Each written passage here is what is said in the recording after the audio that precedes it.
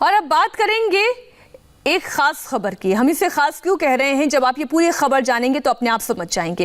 इस वक्त पूरा सिस्टम कोरोना वैक्सीन को देश भर में पहुंचाने में जुटा हुआ है, लेकिन कुछ लोग हैं जो इस मुहिम में स्पीड ब्रेकर का काम कर रहे हैं। वो अपनी सियासत चमकाने के चक्कर में वैक्सीन का रास्ता रोकने से भी परहेज नहीं कर रहे हैं। कल पश्चिम बंगाल से ऐसी ही एक तस्वीर आई जिसे देखकर आपको हैरानी होगी। पश्चिम बंगाल के वर्धमान में ममता सरकार के मंत्री और जमीयत उलेमाए हिंद की बंगाल ब्रांच के अध्यक्ष सिद्दीकुल्लाह चौधरी अपने हजारों समर्थकों के साथ सड़क पर जमे थे। वर्धमान में सड़क जाम करके दिल्ली के बॉर्डर्स पर आंदोलन कर रहे किसानों को सपोर्ट कर रहे थे। और इसी बीच कोरोना वैक्सीन को लेकर कोलकाता से वर्धमान की तरफ जा रही वैन आ गई। पुलिस की गाड़ियां रेफ्रिजरेटेड वैन के साथ थी। पुलिस ने सायरन भी बजाया, लेकिन ममता सरकार के मंत्री के समर्थक टस से मस नहीं हुए। काफी देर तक वैक्सीन को ले जा रही वैन इसी तरह रास्ते में फंसी रही। मंत्री जी कोशिश करने में जुट गए। वो ये समझ गए थे कि उनकी बदनामी हो सकती है, सवाल खड़े हो सकते हैं। मंत्री जी ने कोशिश भी की, लेकिन सपोर्टर्स नहीं हटे।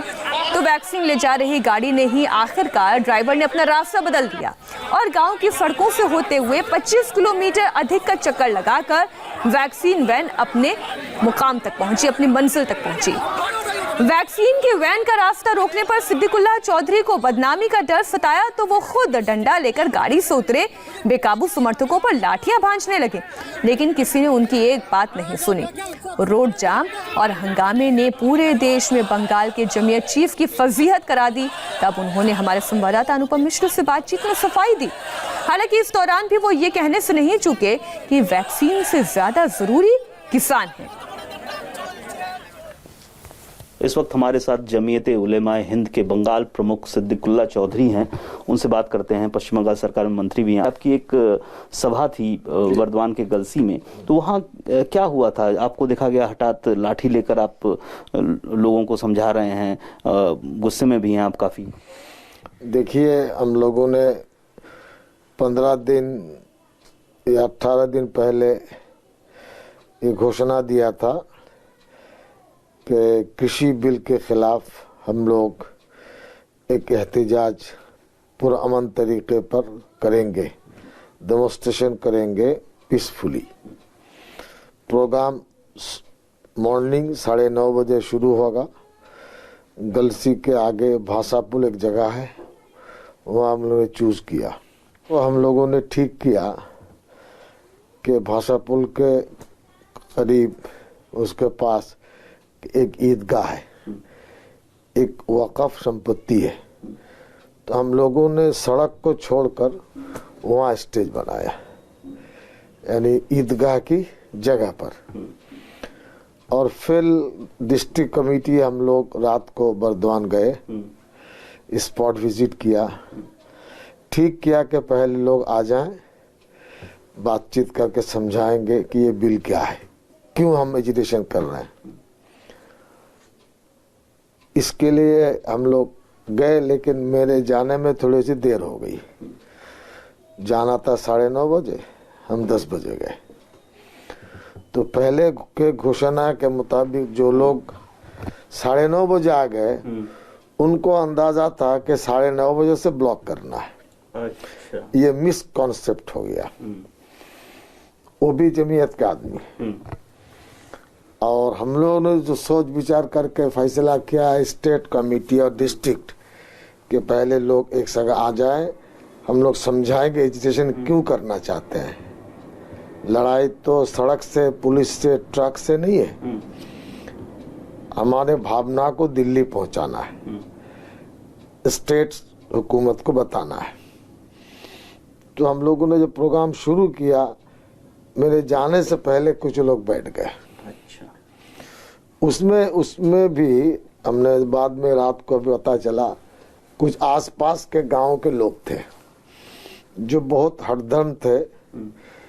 वो लोग चाहते कि नहीं, हम लोग बैठे रहेंगे, सड़क जाम करेंगे। हमारी बात और हमारा जो निर्देश है उन तक पहुंचानी है। तो फिर हमने स्टेट कमेटी को भेजा कि नहीं, अभी आधा घंटा हम लोग स्पीच चलाएंगे, फिर सब आदमी आ जाएंगे, इकट्ठा बैठेंगे ताकि हमारा कंट्रोल में रहे, जैसे कलकत्ता में करते हैं। इस बीच में जो लोग बैठना चाहते थे वो एक उधर हो गए, यानी सेकंड लेन में, और इस तरफ बर्दवान से पानागढ़ वाले लाइन की तरफ हम लोग थे। तो ये लोग नहीं, ऐसा नहीं, हमारे मिनिस्टर साहब कह रहे हैं एक साथ बैठेंगे। इसी में नौजवान का खून है, तो दोनों में कुछ तकरार हुआ, तो फिर मुझे उतरना पड़ा। फिर उतरने के बाद हमने देखा कि अब तो टाइम तकरीबन 11 हो गया, लोग काफी आ गए, तो हमने फिर सोचा कि वहाँ बैठना चाहिए। फिर हम बैठ गए और सबको लेके बैठ गए। फिर हमने कहा देखो इसमें आपस में जो है मिसकॉन्सेप्ट की वजह से हुआ है, और कुछ गलत आदमी इसमें घुस गए। कलकत्ता में घुस नहीं पाते, हम वॉलंटियर को ट्रेनिंग देते हैं, वहाँ ट्रेनिंग दे नहीं पाए। दिखाई दिया हाथ में लाठी भांज रहे हैं। हाँ, वो असल में वजह यह है, हम अगर वहाँ सख्त ना होते तो बच्चे आपस में लड़ जाते, या विरोधी ग्रुप कुछ दो एक आदमी वो चाह रहे थे ट्रक पर पथराव करना, पुलिस के साथ मारामारी करना, एम्बुलेंस को न जाने देना। हमारे सामने 2 एम्बुलेंस आ गई, एक वैक्सीन की गाड़ी भी थी वो। नहीं, वो तो बाद की। अच्छा। तो 2 आई, तो हमने कहा नहीं भाई, पीछे किससे पेट्रोल पंप है, तो हमारा आदमी जाकर निकाल दिया। वैक्सीन की गाड़ी 200 गाड़ी के पीछे वैक्सीन की गाड़ी थी, हमको पता नहीं था वैक्सीन की गाड़ी, पुलिस के नजर से पता चला। फिर बाद में पता चला कि पुलिस वाले उसको देखा कि 200 गाड़ी को कैसे, एजुकेशन वाले 10,000 आदमी बैठे हैं, इसको ऊपर से तो ट्रक चला नहीं सकते, तो समझदारी से उनको देख के चले गए। गांव के रास्ते से गए, और वैक्सीन में है कि 16 तारीख को प्राइम मिनिस्टर ओपनिंग करेंगे, आ जाए 13 तारीख, तो 3 दिन तो आइस में रहेगा, तो 15-20 मिनट इधर उधर होने से ये कोई मसला नहीं है। मैं जो समझता हूँ, हिंदुस्तान के तकरीबन 95 करोड़ इंसान डायरेक्ट इनडायरेक्ट किसी के साथ है, फार्मर है, इनके खाना पीना अनाज उगाना ये बंद हो जाएगा तो हिंदुस्तान का खाना बाहर से लाना पड़ेगा। ये वैक्सीन ज़्यादा अवेलेबल है, मोदी जी की हुकूमत हट धर्म है, और लोगों के अंदर यानी गर्मा गर्मी पैदा करना चाहते हैं, हम जो कहेंगे। और अब आपको सीधे अहमदाबाद लिए चलते हैं।